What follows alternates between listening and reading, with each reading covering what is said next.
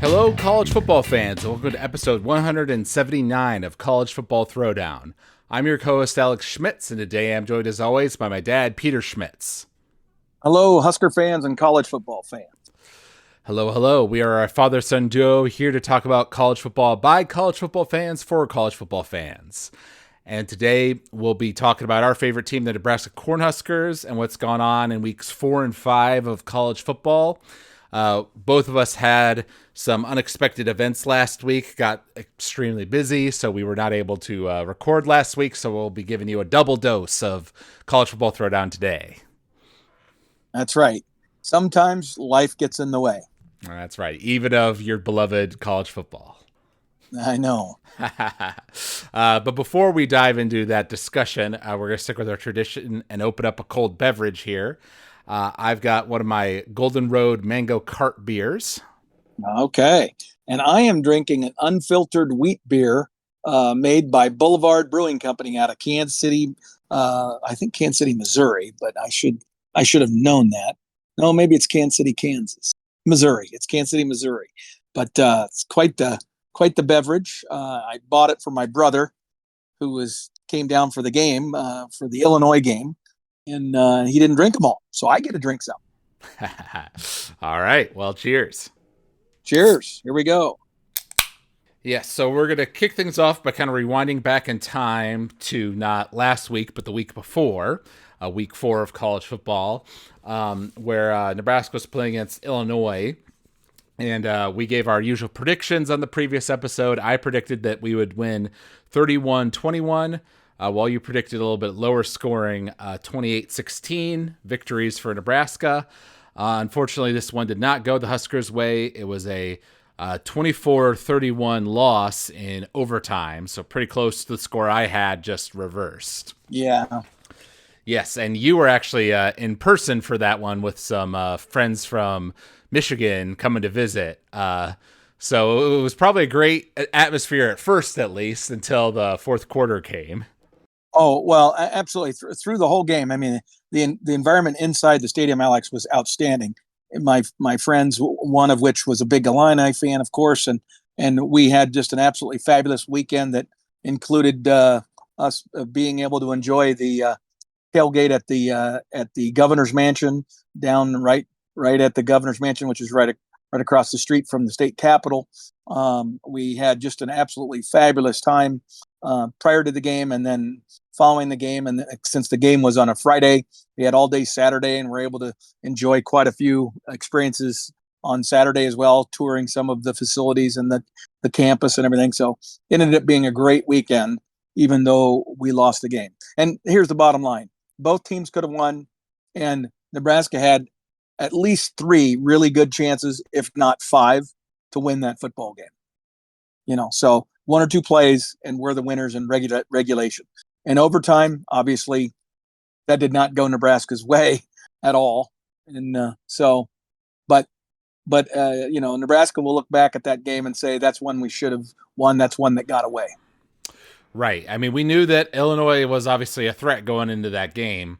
But I think anybody who watched the game would see that we were overall, if not the better team, at least played better on the day, had more scoring opportunities. Like you say, we had the one contested interception in the end zone where it looked like our dude caught the ball, but then the Illinois guy came up with it in the end, and they went and reviewed it as an interception.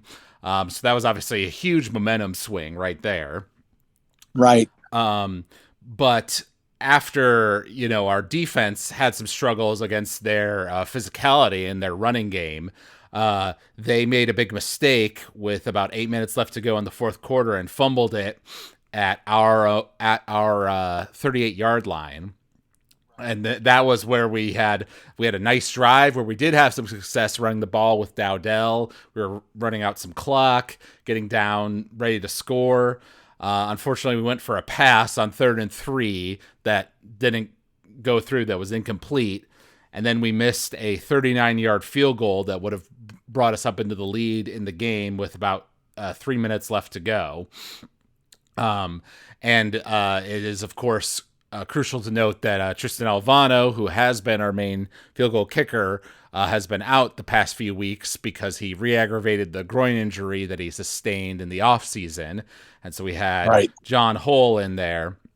And unfortunately, he missed that one. And although we managed to hold them off from scoring after that, when overtime came, it was just a complete collapse. Very reminiscent of what we've seen last year and throughout the Scott Frost and Mike Riley years. So I'm sure it gave plenty of Nebraska fans PTSD. That is true. And but interestingly, Nebraska fans were not, overtly angry after having watched the game and how it unfolded. I think most Nebraska fans had already prepared themselves mentally for the fact that this was not the kind of game that we have won historically in the last 20 years. We just find a way to lose these kinds of close games. And I know that Coach Rule is really trying hard to change that mentality, both in the fan base and certainly within the team, where we need to embrace the excitement and the joy that should be found in playing a tight football game, with the idea that you embrace and love the competition and accept the fact that sometimes you lose and sometimes you win, not always go into it with this, oh my gosh, here we go again mentality where your energy just gets sucked out of you, and then everything falls apart. Then all of a sudden everybody's heads are down and they're walking around like a wet puppy. And so I think Coach Rule is trying to change that mentality, and it's hard to do when the energy of the stadium has that, right? So the players have to prove it, and then I think fans will start to begin to believe in them and embrace, the competition side. But until those kids are able to come up with the way to succeed on their own, without the help of the crowd, because the crowd's not going to give it to them, because the crowd's been burnt too many times, right? Too much emotional investment has been spent on this team and over years, not just these players, but the team, right? So, that's one of the battles that Matt Rule and his staff have to fight and overcome. And Right. I don't, it's a psychological thing, and I don't know how you do it other than you got to win close games. You Right. got to get comfortable in that situation and believe that, hey, when I see this happen, I don't say, uh-oh, here we go again. I say, all right, let's do this thing. Right. Well, and we'll talk about that with the Purdue game, which is a good reflection on that. But for me, when we were having that nice drive after the fumble recovery, I genuinely felt like we were going to win. I thought we had it in the Oh, bag me because too. we were getting good yardage on each run. Raiola was throwing some nice short passes.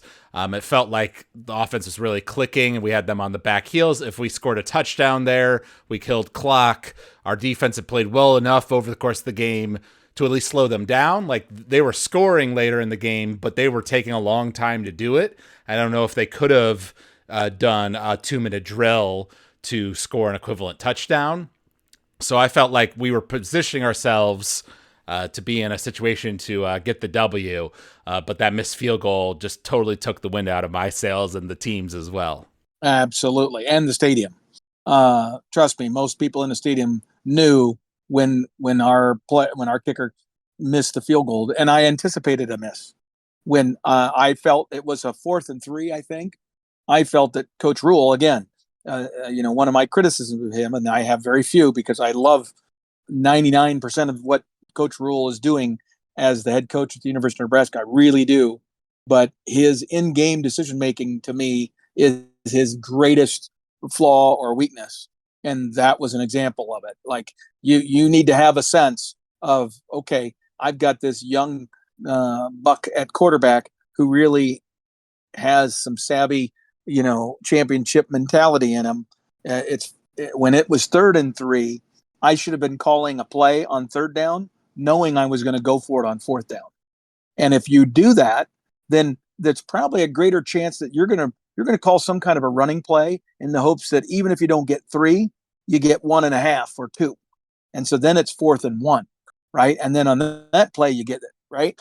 But if you aren't sure, if you don't know which way you're going to go, then you call the 3rd down play anticipating that I want to get the 1st down on this play, or I'm going to kick a field goal, or I don't know. See, that's where the decision that I'm going for it on fourth down has to be made well in advance of that. Like literally, as soon as he crossed the 50-yard line on that drive, the decision should have already been made. And in my opinion, the decision should have been, I don't care what happens here, guys. You know what? Unless it's 4th and 20, or 4th and 15 or something crazy, I'm going for it on fourth down. So we're calling plays to go for it on fourth. Right. And then you can make different decisions. That's true. Now, obviously, that was a big bummer for Nebraska fans and kind of put a halt to some of our, perhaps fans were getting a little overhyped, with Dylan Raiola's performance and all that kind of stuff. But then we had to go just a week later and play against Purdue. This was our first away game of the year. As against a Purdue team that admittedly had their own struggles, was not doing great, but had some, physicality to them. And after, you collapse like that at the end of the Illinois game, you get worried about any game coming up. Thankfully, we did manage to win that one 28-10. It was an embarrassing 0-0 at halftime.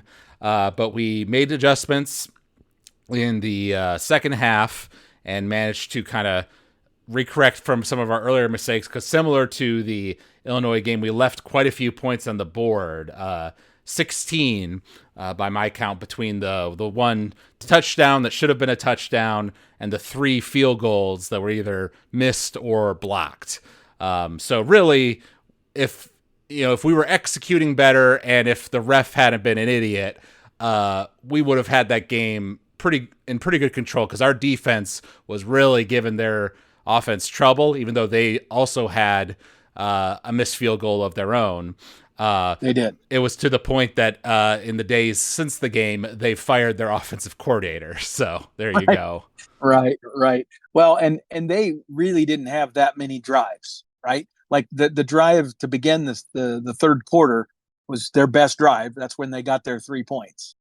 And then there was the other drive where they did miss a field goal, but they just didn't really have much offense at all. They ended with 52 yards rushing, and they're a running team. Prior to us, the thing they were doing well was running the football. They have a running back who was a pretty darn good running back, and we held him in check and pretty much contained their athletic quarterback, and he didn't do a whole heck of a lot of damage to us either. So those are good signs. Those are good indicators. But the bottom line is that going back to the Illinois game, the problem with the Illinois game is it didn't just beat us on that night. The Illinois game demonstrated for every future opponent how to beat Nebraska. Because, except for the top 6 or 7 teams in the country, Alex, every other team has some area of their team, of their organization that is clearly deficient.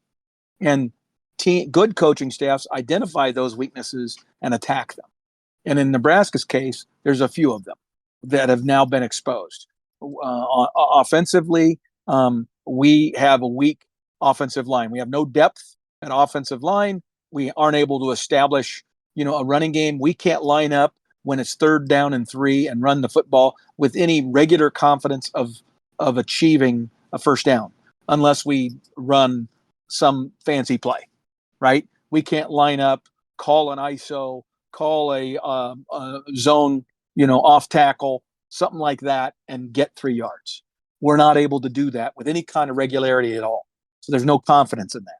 Well, coaches pick up on it. And so what the defensive philosophy is going to be that every team's going to use against us, except for the great teams like Ohio State, they'll do whatever the hell they want against us. But this week, for example, when we play Rutgers and when we play Indiana and everything, they're going to follow the Illinois game plan, which is to put a shell, do cover 2 or even quads or something, and basically make sure that Dylan Raiola is not going to beat you deep, right? That because he's going to, if his guys are covered deep, he's going to check down and throw to his shorter receivers. That allows Nebraska to march down the field, get into the red zone, and then because of the shortened field and our inability to run the football, right? And our receivers not being able to create separation, we struggle in the red zone. We're one of the worst teams in the country in red zone conversion. And then with the fact that we have no field goal kicker, that makes it even a better strategy, right? So right now, I can guarantee you that's the strategy every All right. team except the great ones. You're gonna have to show me the stat on that we're one of the worst in the red zone, because I'm looking right here at that Illinois game that we lost. We were 4 of Yeah. 4 on red zone scores, and in the Purdue game we were 1 of 2. We've been pretty good about that. Some of those times when we've missed our opportunities to score have been outside of the red zone, but near it, like the 30-yard line. You may be right. I may be saying red zone when I really mean when we're in the scoring territory, which should be for most Power 4 football teams, a field goal inside of 40 yards should be a scoring opportunity, and a bunch of those aren't happening. So maybe you're right. I didn't look at that stat, so you could be correct about the red. But I'm here to tell you that we have marched between the 20s pretty regularly on teams, and then we've bogged down a lot. You can admit that that's true.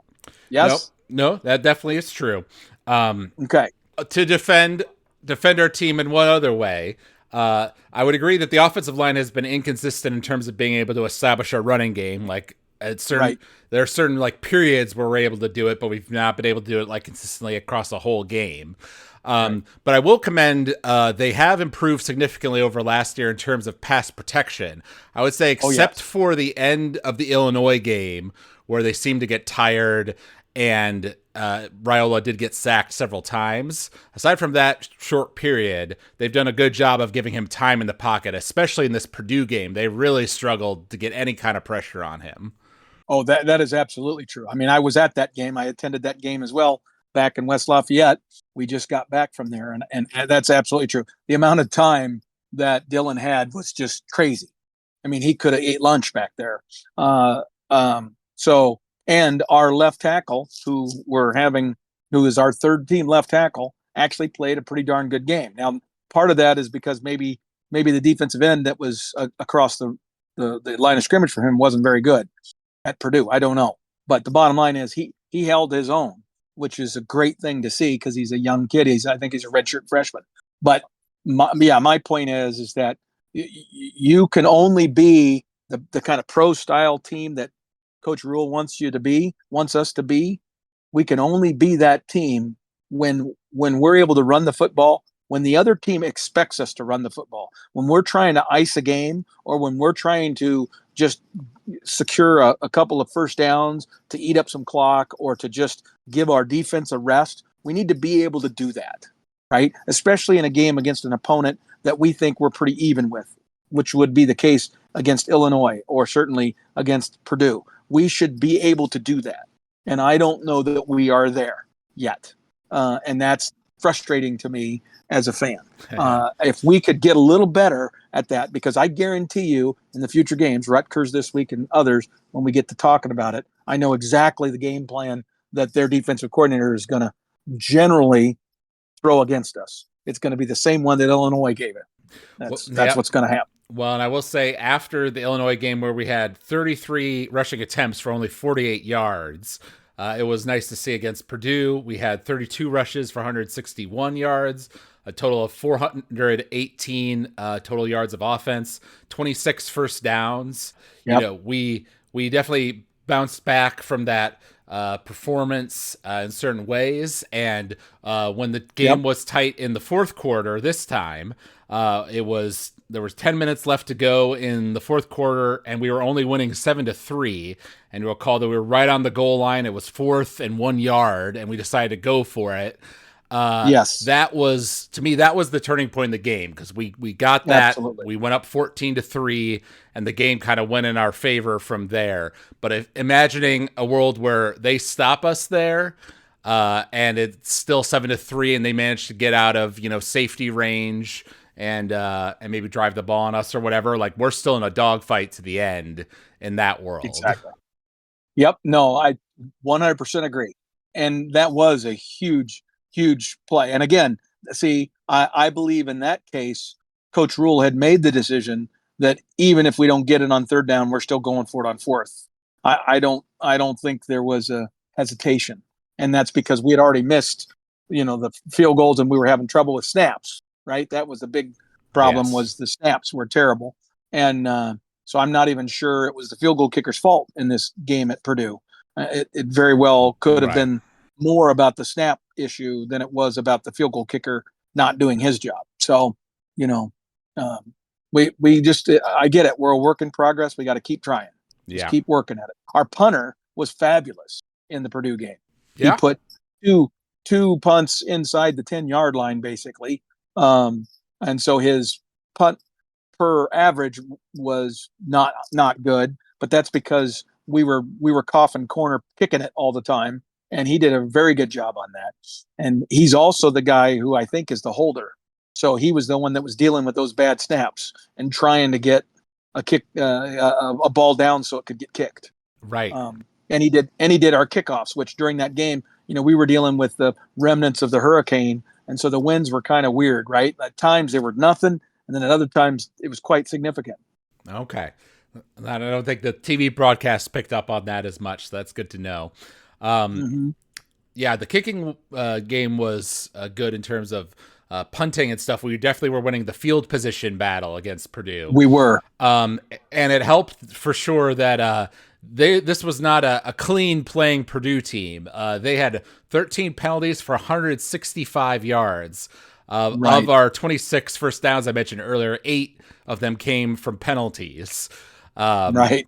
So, yeah, that gave us a lot. There were a lot of pass interference calls that went our way in this one. Right. On the other hand, we had 11 penalties of our own for 94 yards. A lot of those were smaller, like false start type penalties. But they were in critical Right, situations. like 3rd and 2, and Yeah. we're going to clearly run it, and then it's a false start and it pushes us back, and that stymied some of our drives time and time again. Yes. Yes. I mean, that's the thing. If you look at the overall, play by play of the Purdue game, you look at it and say, Nebraska probably should have won that game 35-3, or maybe even 42-3, or something like that, right? Like that. That's what should have happened if we just play a little cleaner. So we were not playing clean football at all. It was an ugly football game, both sides, and the refereeing was horrible for both sides. But one thing that, again, this is, I think, some of the very high IQ of Dylan Raiola, and one of the things I'm going to compliment him on is, he knew just where to throw that ball to allow for his, receivers to know that they were going to have to come back for it, and in so doing, they induced these pass interference penalties. Right? That is a thing that is on purpose. Dylan Raiola has accomplished 13 defensive pass interference penalties in 5 games. So there have been quite a few, and I think that's just one of those little savvy things that he's doing as a quarterback, especially if he sees man to man, which Purdue started going man to man quite a bit in the game, and once they started doing that, now those defensive backs, they have to turn around, right? And they just weren't.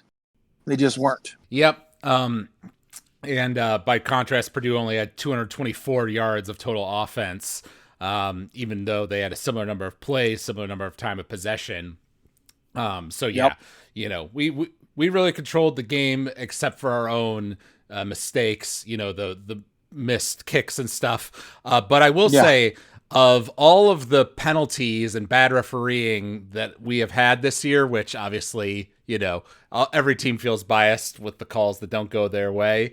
By far Yeah. the worst one of this entire season to me was that offensive pass interference call, because on the commentary, even the announcers themselves were saying he executed that perfectly in terms of that rub route. But he didn't even touch him. It's He just true. got in the guy's way, and the guy went around him. He kind of dodged out of the way. His back like barely scraped the guy, if at all. Mm-hmm. So from the perspective of running a rub route, which usually much more egregious versions don't get called by the refs, right? The fact that one that was so minor got called on a touchdown play was completely ridiculous to me. Right. Absolutely. And literally, I mean, I've rewatched that play. I don't think there's any physical contact at all. Fedone did not even touch the guy, and Right. so that should never, ever, ever have been called. But Yeah. that referee was the same referee. He was throwing flags on. I mean, on kickoff, offsides on kickoffs. He called it against both teams. You know what? That's something that you could probably call in every football game on Saturday. You know that? I mean, that's just such a common thing. And if it's just a slight offsides on a kickoff run, right? Run up to the kickoff, um, you let it go. Especially when on both times when he threw that flag, the receiving team didn't even touch the ball because both of them were kicked out of bounds, out of the end zone. They were knocked silly because of the wind, and so they were irrelevant, totally irrelevant play. But this ref just loved to throw the flag. He just loved to be calling penalties. Yeah. And at some point, as a ref, you've got to use a little bit of judgment. The bottom line was they weren't calling bad calls except for the one we just discussed. Like most of those pass interference stuff, they were legitimate pass interference. But there's a certain level of contact that you let go and you assess was an advantage really obtained and that sort of stuff. And it's very rare that a referee crew calls every single penalty. Right. But this crew seemed to be wanting to do that. Yep. Yep. Which we've talked about, how refereeing needs to be unified and Mm-hmm. properly paid for and all that kind of stuff in the past. So we won't go into it now. Right, right. But I think there's a lot of those complaints. I saw something just now or earlier today about a similar thing, an offsides call on a onside kick in the Michigan Minnesota game that's even prompted a rule change in the Big Ten, apparently. Yes, I mean it was egregious, and that was a close game. That might very well have changed the outcome of the game. You Right. know, at least in the Nebraska game, as it turned out, that the fact that we didn't get that touchdown didn't cause us to lose. But that onside kick by Minnesota, if they had allowed it, might very well have given Minnesota a chance to tie and win that football game ultimately. So some quick just injury updates from after the game. Apparently, Tommy Hill has a chance to play in this upcoming game against Rutgers. Stephen Yeah, Thomas is out with an ankle injury, and I'm probably going to butcher this name. Mika Bazuza was suspended last week for team rules reasons and is reinstated this week. So if he right, has his head on straight, he has a chance to play on the offensive line again. Also, right. Sierra Wright, who replaced Tommy and has actually been playing quite well, was clearly Yes. banged up in the game and kept coming in and out. So his playing state is a little suspect as well. Yes, exactly. But it sounded like in listening to Matt Rule's press conference today that he seemed fairly comfortable that all those guys would be available, with the exception of Tommy Hill, who is battling an injury that you just don't know, and so it's going to have to be a game time situation. It's an injury that's not going to heal for him until the season's over, and so it's just a matter of pain tolerance. How much can he? It's plantar fasciitis, if you know what that means. But basically, it's a pain threshold thing, and it's awful. As someone who battled turf toe both in football and in track when I ran track, if you have an injury like that, it really can be it just affects your performance, right? You're at 85%, but it means you're not fast enough. It means you don't go full speed. It means that, on any given play, you could plant your foot and all of a sudden the pain is so severe, you can't do what you're supposed to do. Right. And so then you're a liability to the team or you're a liability on the track. And so I don't know. I would make the assumption that Tommy Hill's not going to be available, but the other guys probably will be. Right. Now, as you mentioned, our next game is against Rutgers. It is a home game for us. I know earlier in the season we were talking about, especially after the Colorado win, like how we had the chance to go 7-0 before we played Ohio State, how we kind of had this clear dividing line between the easier half of our season and the second half of our season. But I'm going to say right now that the tougher half of our season is starting right now because both Rutgers and Indiana are playing well. And then we've got Ohio State after that and all of our other tough competition. So every game from here on out through the end of the year is going to be a battle that we could very well lose. So we could still end up being a 4-win team, theoretically. Sort of a situation that we talked about in the offseason where we might be a better team than we were last year, which I think we genuinely are. But we might have a similar record just because our schedule is harder. Obviously, we're going to try to avoid that. But that's kind of my outlook for the season from here on out. Well, and again, if I'm going to do an honest assessment, and this might sound a little arrogant, I would say if we look at our top 66 players and Rutgers top 66 players, we're a better football team than Rutgers. I would say if we compared ourselves to Indiana right now in that top 66 player kind of scenario, we're better than they are, right? We're probably better than UCLA. And we're very comparable with Iowa and Wisconsin. So there's five games that in that scenario you would say, well, you ought to win about 50% of those games, right? But the issue is two things. The coaching staffs of those teams are many of them are exceptional, and they have proven in recent years to be better than our coaching staffs. They have been able to hide their weaknesses better than we have been able to hide our weaknesses, right? And so none of these are gimmies at this point. They're just not. And if I were to look and say, what type of team do I want to face this week?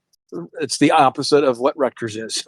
Because Rutgers is a team that runs the ball very well, plays very sound defense, makes very few mistakes of their own. They basically play fundamental football and let you lose, let you make your own mistakes, right? Which has been the formula to beat Nebraska forever. They're going to play a shell type defense, either cover 2 or quad or something like that. That's going to protect their back end very well, and they're going to make Dylan march Nebraska down the field without mistake.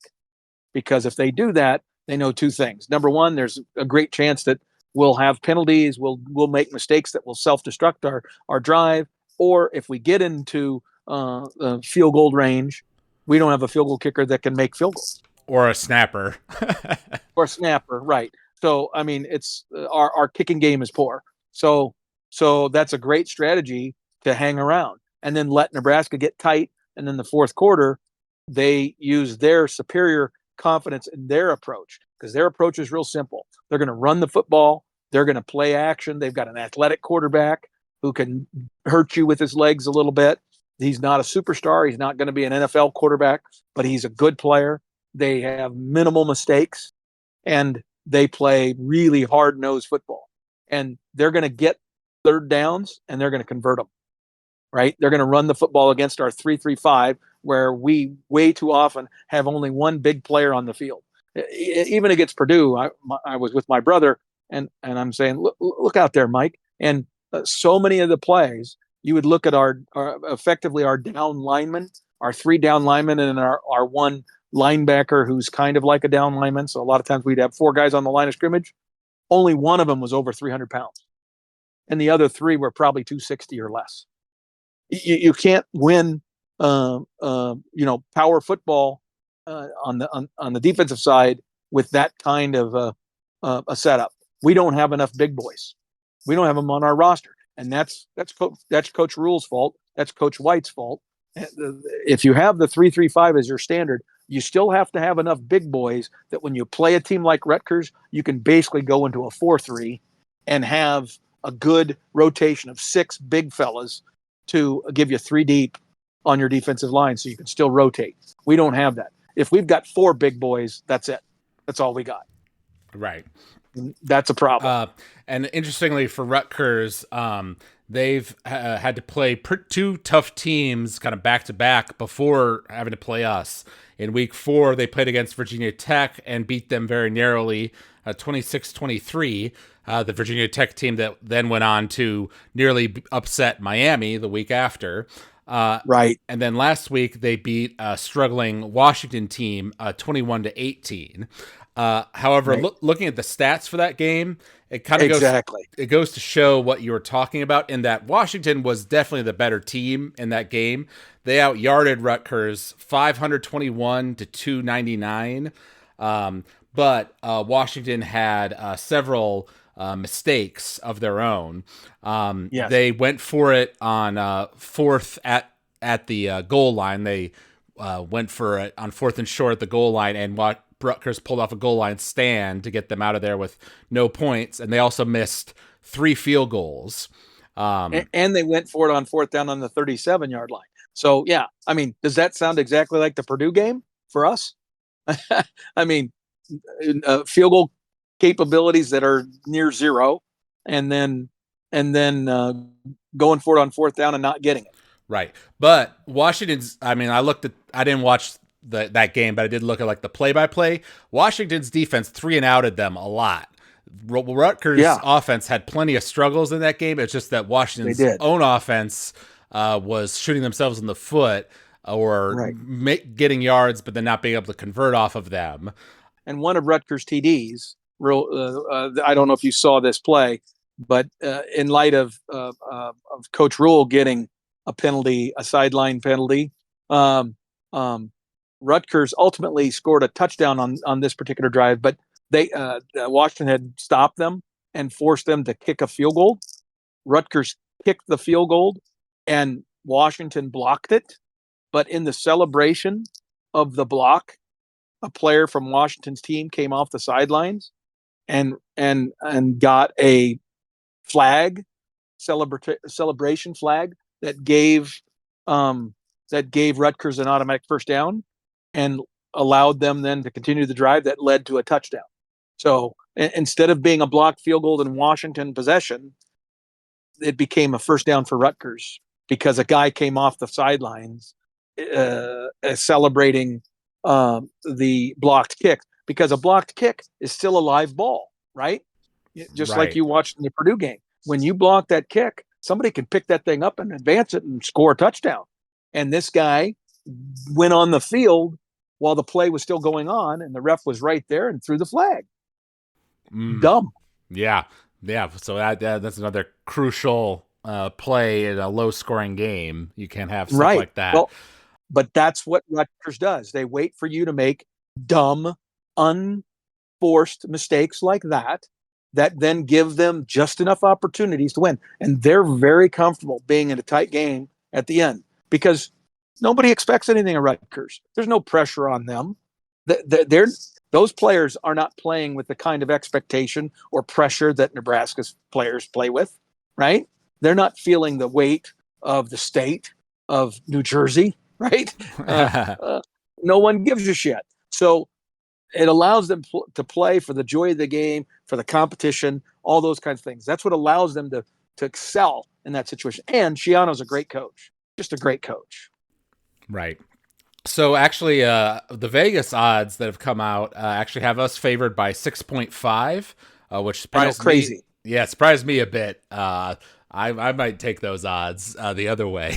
Yeah. No, I totally agree. But it is a home game for us, and clearly, I think we can both say if we execute, if we clean up, we're clearly going to be really focusing on snapping the ball correctly, with the field goal kicking, illegal procedures eliminated. Right. Well, I've already read this was from before the Purdue game, so maybe it hasn't worked so far. But apparently, Brett Maher, one of our past kickers, who is very good, has been with the team as a little assistant, helping with the field goal kicking unit and stuff. So let's just pretend for a moment that the snapping is cleaned up in that game, and we're at least we can make, a 30 to 40 yard field goal, if we're in the situation.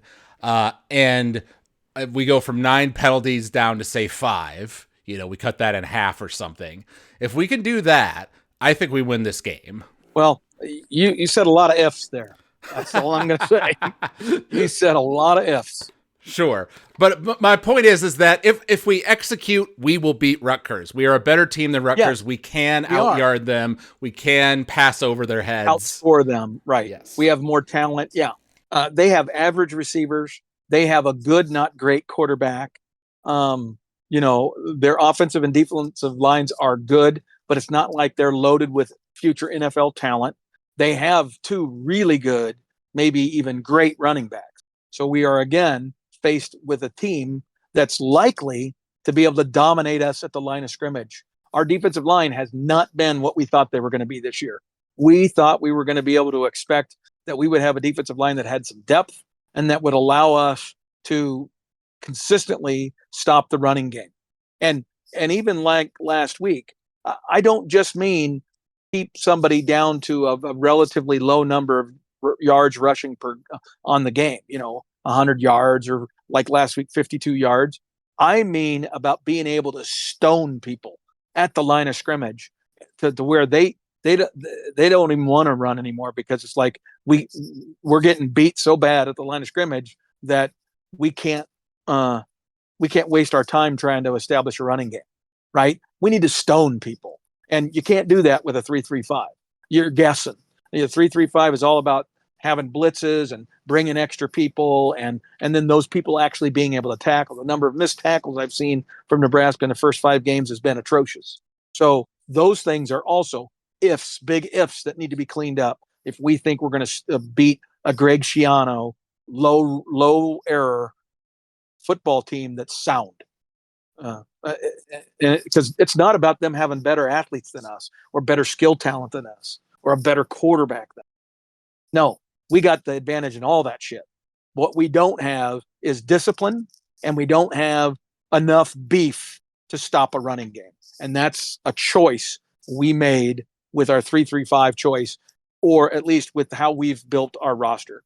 We should have been going after a couple more guys in the portal that were big 300 and some pound dudes, even if we were bringing them in for nothing more than to be our second and third team defensive tackles, because we don't have enough beef to make ourselves into a 4 or 5 man front when we need to against a power running team from the Big Ten.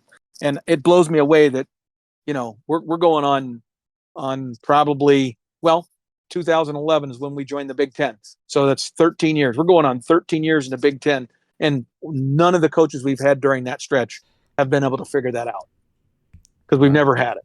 Well, even Bo Pelini couldn't figure that out. Yeah. I mean, it's hard, right? Because you need the depth in your recruiting to be able to get good players that can do both, right? That can be the big beefy guys to stop the run, but then also if you want to run the 3-3-5, you need the lighter guys that can be more agile and do what you need them to do there, which is why it all comes back to recruiting, right? And now NIL and all that kind of stuff, and just being able to get that talent to come to your place, which is hard when you're winning 4 games a year. Exactly. Well, and that's where you got to write the check in this new NIL era. You got to recognize what your weaknesses are and go write the check. You got to believe we had some sense that we were in jeopardy at long snapping. So why didn't we go write a check and get some kid to come here who was actually, a guy who had a history of success at the Division I level snapping a football? Because there's 134 Division I football teams. There's got to be a couple of those guys that might have been in the portal, right? So looking for a better opportunity. We needed to write the check for that. We should have went out and got at least one, if not 2, 310-pound or bigger defensive tackles who were willing to come in, not be promised a starting job, but be told you're going to be part of a rotation.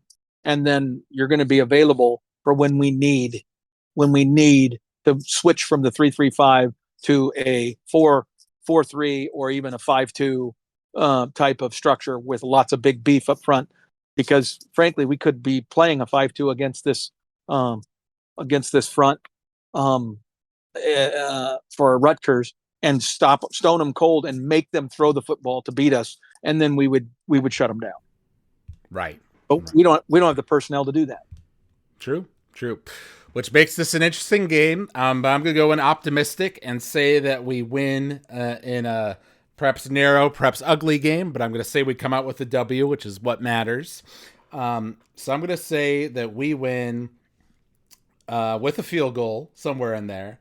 So let's say that we win 31 to, let's say, 27 Rutgers. Wow. Okay. Well, so I think Rutgers is going to try to make this a very short game. I think their strategy is going to be very much the Illinois strategy. So I think we're only going to get maybe 4, possibly 5 possessions a half. So we're only going to get the ball 10 times at best, unless we get a turnover. So it's going to be 8 to 10 times. That's how many times we're going to get the ball. So I'm going to say we score on 4 of those occasions. So we score 28 points. I don't think we're going to try very many field goals. So I'm going to say we're going to score 28 points. So then the question becomes, how many points does Rutgers score? And with their grinded out defense. Grinded out offense rather. And I worry about our defense wearing down, because what I have seen from our defensive line and specifically our defensive coaching staff and how they've dealt with, they seem content to let people grind it out between the 20s on us. They seem content to let people get first downs, and then they bring the big boys in when they get in field goal range. And then we do stop some teams because of that. And that's because we do not have enough depth to put the big boys out there all the time. So regretfully, I can't say we're going to win. I'm going to say we lose 31-28 to Rutgers because Rutgers wears us out. It's close, and I think it's going to be nip and tuck. Now, if Nebraska can get out to a 14 or a 17 point lead, then all bets are off. Then all of a sudden that changes things, because then they'll start trying to throw the football and they won't be able to play their slow down, grind it out game. That's what we needed to do to Illinois, which we never were able to do. So I desperately want us to win this game, Alex, because I think it's the second easiest game we have left on our schedule. We have 7 games left, and I think this one and the UCLA game are the 2 easiest or worst teams that we have yet to play. Right. And so we have to win this game this week and the UCLA game to get to 6-6. So This is hugely important for my goal of getting bowl eligible at 6-6. That's how important this game is. But I can't pick it as a win. I think we lose. Okay. Well, I'll also mention that we do have that. Our next game is against Indiana, which is also a big game. They're also currently undefeated. Yes. But we have a bye before the Indiana game. So I think if we win against Rutgers here, we can feel like, okay, we've stabilized the ship after, kind of fumbling the ball against Illinois. We have a week to get healthier, to let the coaching staff really plan up, knowing that Indiana game, which is an away game, is going to be even bigger than they thought because Indiana's playing well, and give us the time to go in there and hopefully win that game. And then we're at 6-1 going into Ohio State, which isn't 7-0 like we were hoping it would be. But if we could be 6-1, that would still be pretty darn good. Alex, I would be giddy, and I would feel different if we can find a way for our defense to rise to the occasion and for our offense to be efficient enough. I mean, we're if you look at the inside the numbers of these last few games, our offense is so close to becoming explosive. It really is. We're dynamic in a lot of ways, but we aren't able to put it all together because of the stupid penalties, because of the lack of effective running game. Those are the things that are keeping us from closing the deal on a lot of these drives and getting touchdowns. And then our field goal kicking has also dramatically hampered our ability to be successful in terms of putting points on the board. So, those are the 3 things that would have to happen for us to be success. Now, if we put some of that together this week and we're able to beat a Greg Schiano team, that's going to go a long way. And I cannot overstate how much I respect Greg Schiano as a coach and his coaching staff. I'm telling you, those guys are going to play so hard at Nebraska. They're going to play us so hard, and we better be ready to match it. And I'm not sure we are. And I don't know that we have the big boys to even match it for 60 minutes. But here's another thing for you to observe and for our listeners to observe. You watch how many times number 9 and number 0 are on the field at the same time. Okay? Number 9 and number 0 are pretty much the only guys on our defensive line that are the right size. Okay? We should have 6 of those guys. We have 2 of them. And so what they do is oftentimes they may start the game with both of those guys. So like for the first series, 0 and 9 will be in the game together. They might even be there for the first 2 series. But after that, you'll start seeing only one of them be out there at a time until the other team gets inside the field goal range. And then you'll see them both on the field again. So they practically allow the team to move the football, running it between the 30s.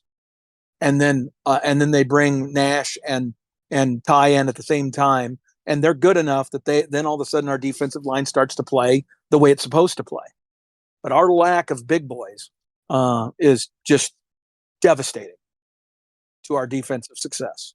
And so let's see if Tony White. I wish Tony listened to our podcast. I'm sure he doesn't, but I wish he did, because I would be challenging him to say, Tony, you got to find some guys. You got to find some big boys on your squad, and you have to put in a package, which I'm sure he has. He knows the package that would allow us to have 3 and 4 big dudes up front, where we could just absolutely go man up on the outside on wide receivers that aren't that dynamic against a team like Rutgers, and basically dare that quarterback to throw the football. You say, you're not going to run it on us. You are not going to run it on us. But we don't even have the personnel to do that. All right. So now that we're 50 minutes into the podcast, we will move on to our other topics. One quick one we want to mention is the Nebraska volleyball team. On the previous podcast, we mentioned how we had a really big game coming up against number 2 ranked Stanford, and after that, number 4 ranked Louisville, which you were very concerned about because Stanford had just beaten both Wisconsin and Texas and looking like they were on top of the world. But we actually managed to 3 and out both Stanford and Louisville. And since then, we've beaten UCLA and USC, leaving us at 12-1. So a good bounce back after our disappointing loss earlier in the year. Right. We're a good volleyball team, but we're not playing championship volleyball.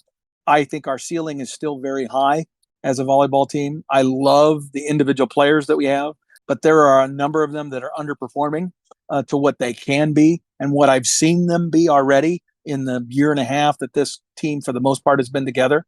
And I think coach is still trying to figure out what is the natural. We go in stretches where I see some of the best volleyball I've seen out of Nebraska since 2017, our last national championship run. And then I see some of the worst volleyball I've seen in the time I've been watching Nebraska volleyball, which goes back to the 1970s. The late 1970s.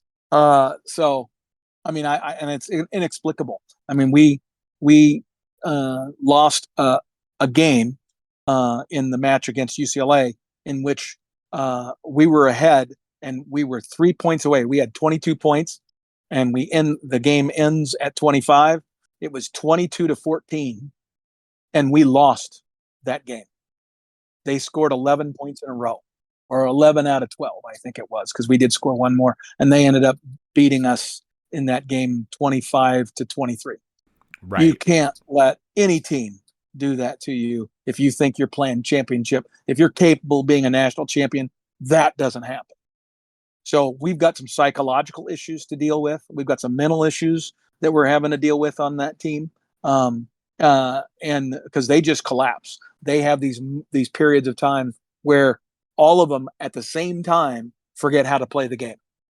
And they start playing the ball all over the place except on the court. They start setting the ball poorly. They forget how to dig. They forget how to serve.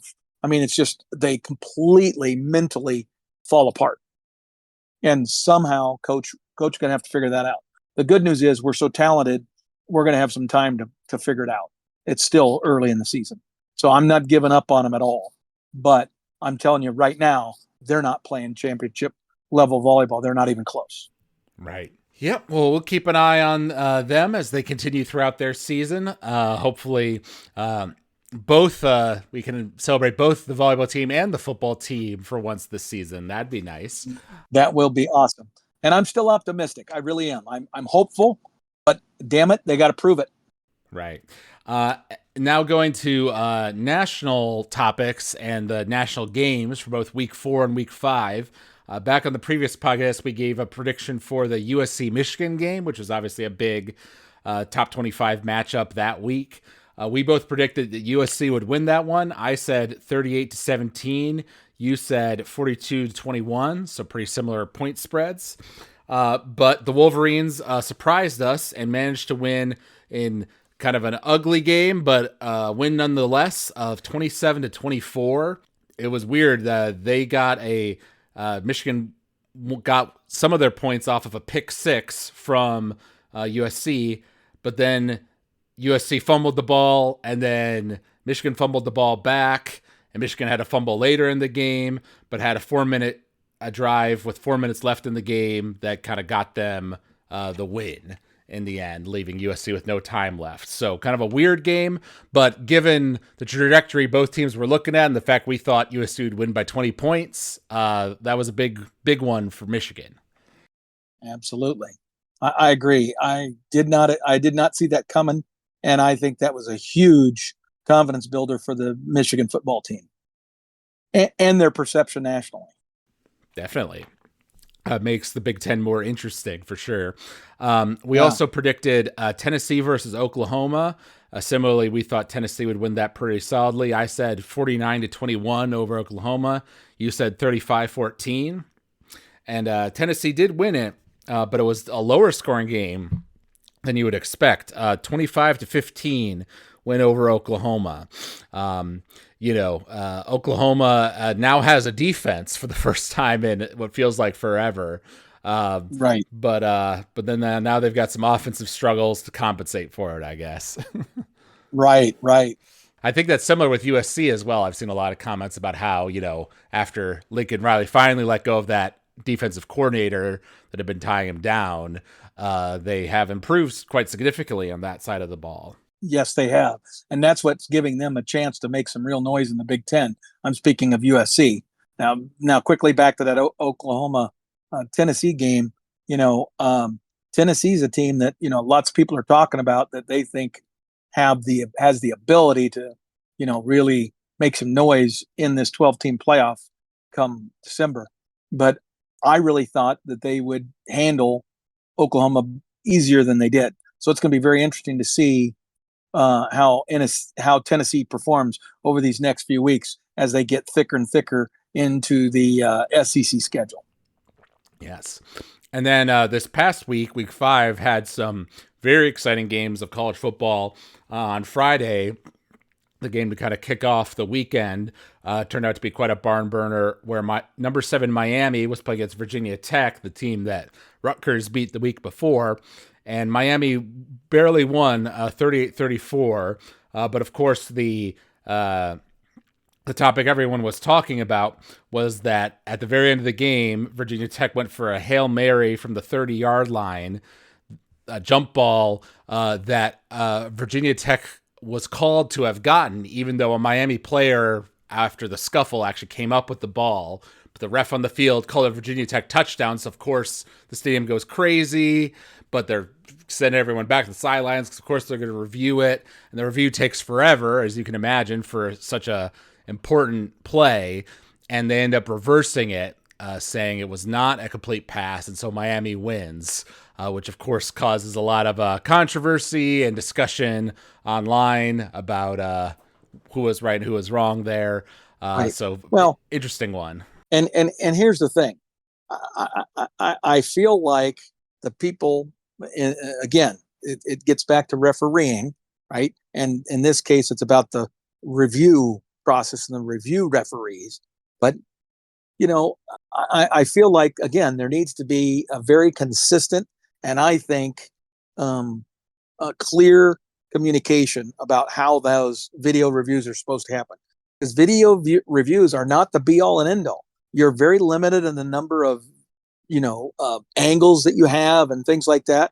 And I think there really needs to be that what we're wanting to do is change the egregious errors. And yet they seem to be acting like their goal is to eliminate all errors. And that's just the wrong goal. That's not what they should be trying to accomplish. They should be trying to be expedited or expedient with the process so that it affects the momentum of the game as little as possible. They need to be the goal of eliminating the egregious errors, right? And if something is inconclusive, if it's not obvious, okay, and that means it's able to be determined relatively quickly, otherwise it's not obvious by definition, then the call stands as called on the field. We accept what the referees did, which we did for literally 100 years of football before video review ever started, right? So why, and because as a result of the way they are doing it now, it's so unevenly implemented. And you're putting so much burden on that review referee. Right. They need to change that. They need to say, this goal here is not to get everything right. The goal is to get the egregious mistakes corrected and the ones that are obvious corrected. But if it's not clear, then call stands. Right. Done.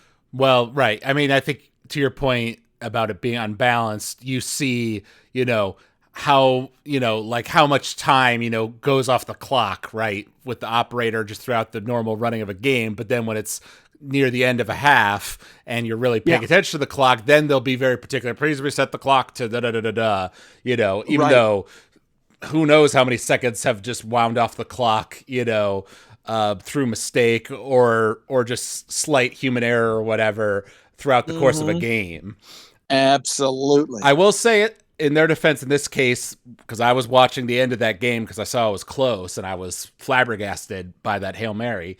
Their analyst that they brought in on the commentary did say that apparently it's a rule that if the ball is still contested, if it hasn't been secured, and a player touches the ball who is out of bounds, then the ball is considered to be out of bounds. It's an incomplete pass. And that's what they ended up using as the determinative to overrule the call.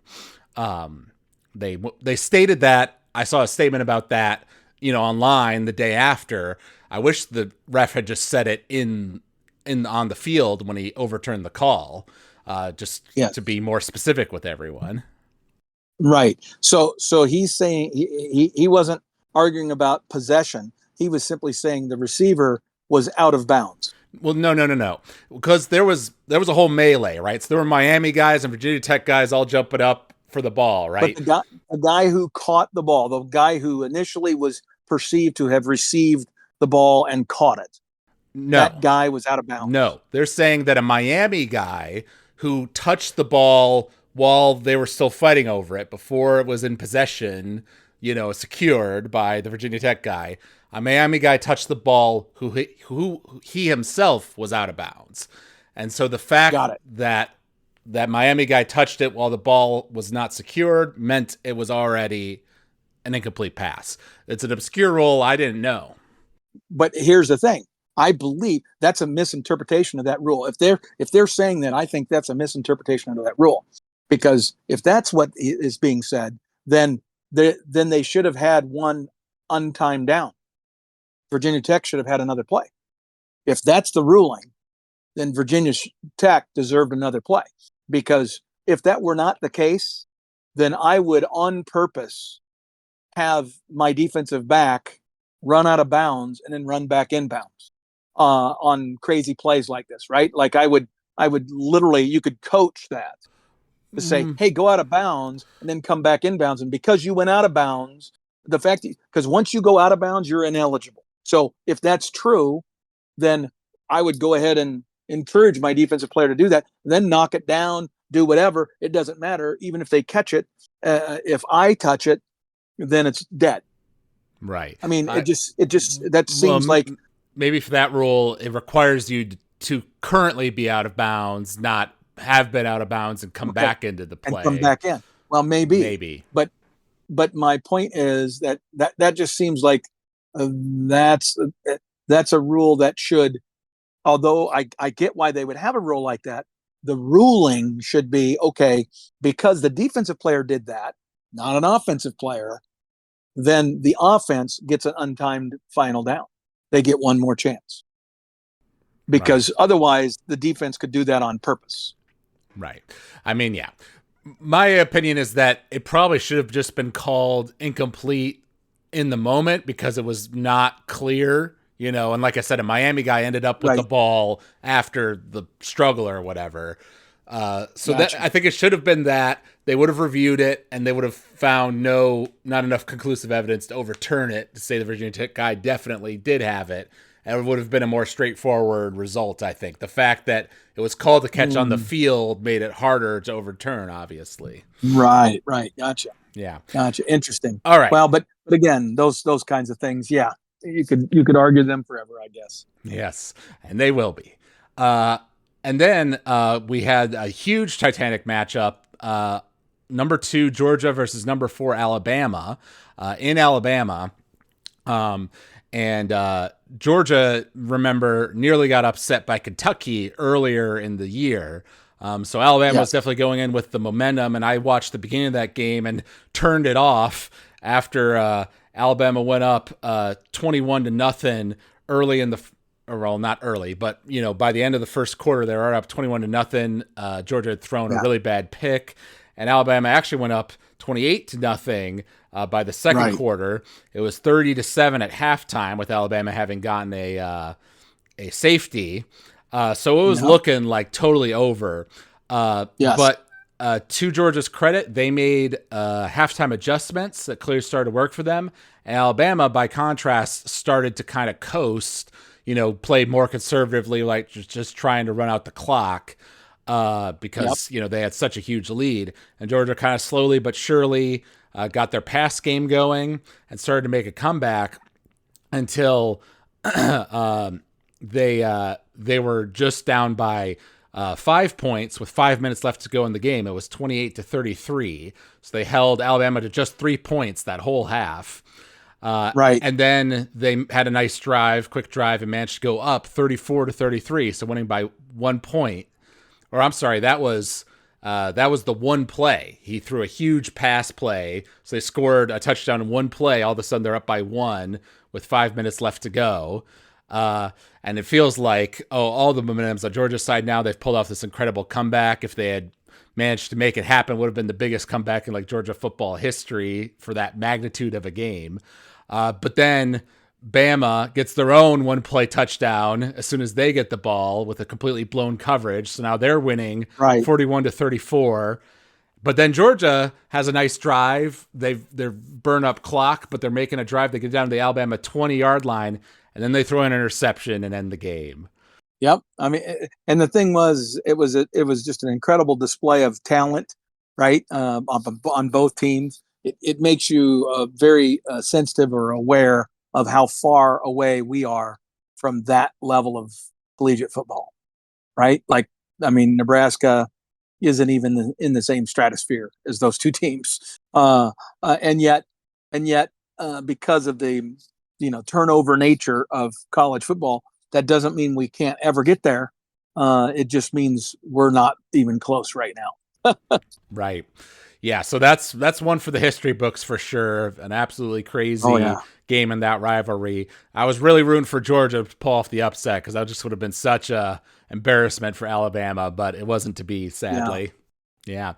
Speaking of Kentucky, who failed to pull off the upset against Georgia, they pulled it off this week against number 6 ranked Ole Miss, where Ole Miss missed their field goal at the end of the game that would have tied the game. So Kentucky won it 20-17. So big win for Mark Stoops. yes. Well, and it's going to be just fascinating to see how this starts to play out because what it shows is how there's much like the Big Ten, the SEC is slowly building into this league that has just a massive number of very good football teams and maybe one or two great football teams. And so the question becomes, are the very good football teams going to beat each other up, right? Because Kentucky lost to South Carolina, who lost to LSU, who lost to USC. You follow me? So all of a sudden, all these teams with losses. And so when it gets down time to pick those 12 teams, how much are they going to put into consideration, these matchups, these losses? Because there's going to be some teams, say in the Big 12 or the ACC, that might very well run the table. Yeah. Because those leagues aren't nearly as deep as the Big 10 and the SEC. So when you start, what do you do with the 11-1, Oklahoma State and the, or something like that, right? Who wins the Big 12 or gets second in the Big 12? And yet you've got a ton of teams that probably are better than that team in the Big 10 or the SEC. True. It's going to be very difficult. True. Yeah. Well, yeah, it's different than certainly the 14 playoff where you basically couldn't afford to lose a game to make it into that top Correct. four. Now I think there'll be a lot of say looking at, a 2-loss team in the Big 10 versus a 2-loss team in the SEC. Okay. Who had the worst losses? I think that will become a real point of conversation. Exactly. And so how they define that is going to be very interesting. Yeah. And then we had another top 10 upset this week where number 10 Utah, speaking of the Big 12, got upset by Arizona 23-10. I did not watch that game, but Arizona let me down earlier in the year in their Oklahoma State game, I think. So I'm glad they bounced back here. Yeah. And again, those are another two Big 12 teams. So, you start looking at what that Big 12 is, BYU, and, I can see 6 or 8 Big 12 teams that any one of them might have 1 or 2 losses. And then you're going to have a similar number of SEC teams that have 2 or 3 losses and Big 10 teams that have 2 or 3 losses. And it's going to come down to picking among that group of 20 teams to pick 5. And 15 of them are not going to be picked. And how are you going to make those choices? I mean, it's going to be very fascinating to see how that plays out. And I think there's going to be a lot of arguments. Oh, yes. And then Florida State is continuing in their downward spiral after they lost to SMU 42-16. Yeah. I defended Florida State last year. I was a pretty strong advocate. I was furious about them not getting in to the playoff, the 14 playoff, all because their quarterback got hurt. But man, have the wheels come off of that program since that game. It just blows me away. And I don't know what you do about that, because he's lost that team. Those guys aren't trying anymore. Boy, that's going to be rough. Yeah. I think I saw a funny comment online saying maybe Jordan Travis should have won the Heisman last year because apparently he was, the linchpin holding this team together. Oh yeah, absolutely. Absolutely. Right. And I'm sure they had a ton of seniors graduate and that kind of thing as well. But you should not be losing to SMU if you're Florida State. Right. Exactly. And so for week 6, not as many big games. Actually, Florida State has to play against Clemson. So that might be a rough game for them as well. But the one I was interested in us predicting is Michigan versus Washington, right? Washington coming off of the loss to Rutgers that we talked about. Michigan coming off of an ugly win over Minnesota, which they only beat 27-24, I believe, with Minnesota scoring 21 points in the fourth quarter, kind of nearly making a comeback. It is a home game for Washington. So to me, it's kind of like a coin flip. Are we going to get the Michigan team that, struggle against Minnesota and struggle against some of these other teams? Or are we going to get the Michigan team that upset Ohio State? Or not Ohio State, USC rather. I think that'll determine a lot of how this game goes. Well, and keep in mind, I don't know that Michigan has played away from home very much. Was that Minnesota game at Minnesota? It might have been. I'm not sure. I don't remember. But the bottom line is that if it was, that's not a great performance to use as an example of handling the road well. I think the biggest thing is how does Michigan handle going out to Washington, and do the Washington fans still care, right? Or have they already given up on the season, right? I mean, these are the two teams that played for the national title last year. You would think that those Right. fan bases would be invested no matter what, right? So if there's a good energized Washington crowd in that Washington stadium, that's a huge home field advantage if they're in it, you know, and that will make it hard for Michigan because Michigan's kind of a one-dimensional team. They have not proven that they have the ability to throw the football consistently. Right. So I could see Washington being a problem for them. Because again, even if you look at the game against Rutgers, Washington had 521 yards of offense and a fairly balanced 521 yards of offense. They ran the ball well. They passed the ball well. So Washington's offense is doing okay. And defensively, you know, one of you take away one of Rutgers' touchdowns, Washington's defense kept Rutgers to 14 points. I don't know that Washington's defense is horrible. So, you know, there's a lot to like about what Washington's doing. But yet I look at Michigan and their defense and their toughness can't be questioned, right? Their only issue is can they develop enough passing game to score enough points to win? Yeah, it is funny, like you say, how this is a rematch of the national championship from last year, yet it feels like so much of a lesser matchup than it was just a few months ago. Yeah, absolutely. To answer your question, that Minnesota game was a home game for Michigan. So you're right. All their big games they played at home so far this year. So this is their Yeah. first big away challenge. So yeah, kind of listen to what you're saying. I'm going to go ahead and go with the upset here and say that Washington narrowly beats Michigan, kind of a lower scoring game, let's say. Well, we know their field goal kicking is not great, so maybe I'll revise my score here. Yeah. Yeah, let's say 28 Washington to 24 Michigan. Interesting. Okay. I'm going to say Michigan 28, Washington 21, but they're going to miss two field goals or three field goals that are going to be the difference in the game. I say Michigan wins the game 28-21. All right. Well, we'll see how that one goes, and hopefully we'll be coming back to you next week celebrating a Nebraska victory over Rutgers going into our bye week. Yes. I would be really, really, really excited if that were the case. Really excited. Yes. Because if we're at 5-1 going into that bye week, I totally agree with you, Alex. Then that increases my optimism that we can find a way to beat Indiana at Indiana and end up 6-1 going into Ohio State, and feeling really good about ourselves because we're now bowl eligible and that huge monkey is off the back. Right? Imagine how free our team can play after getting 6 wins. I just think that would be massive, massive. Right. Well, like So, you were talking about, playing with expectations and stuff for Rutgers, Nebraska mhm. team that's gotten to 6 wins, right? That's gotten bowl eligible for the first time in many years. Not to say that Nebraska fans' expectations go away, because of course they don't.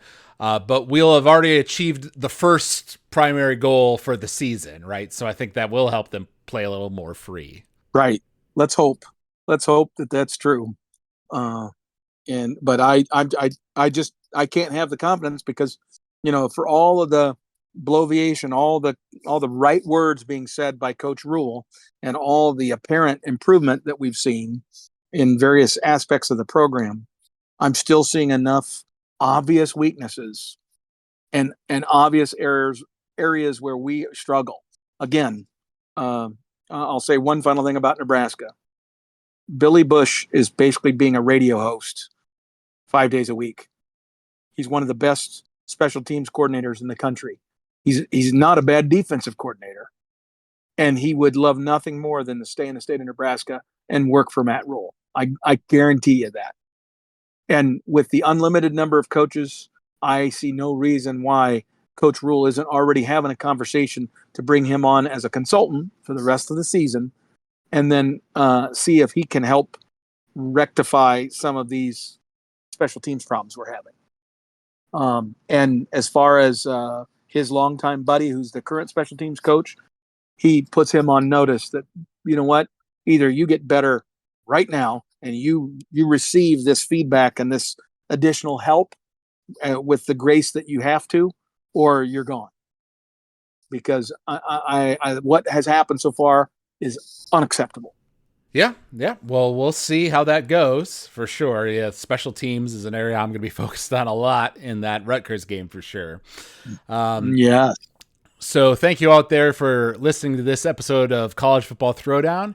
You can reach us at huskerpete13@gmail.com if you want to give us a question or comment. We're always open to feedback from the fans. You can also find us on Spotify or on Apple Podcasts if you want to leave us a review there. We always love hearing your feedback. So thank you out there for listening, and thank you, Dad, for joining me for this episode. Until next week, go Big Red. Go Big Red.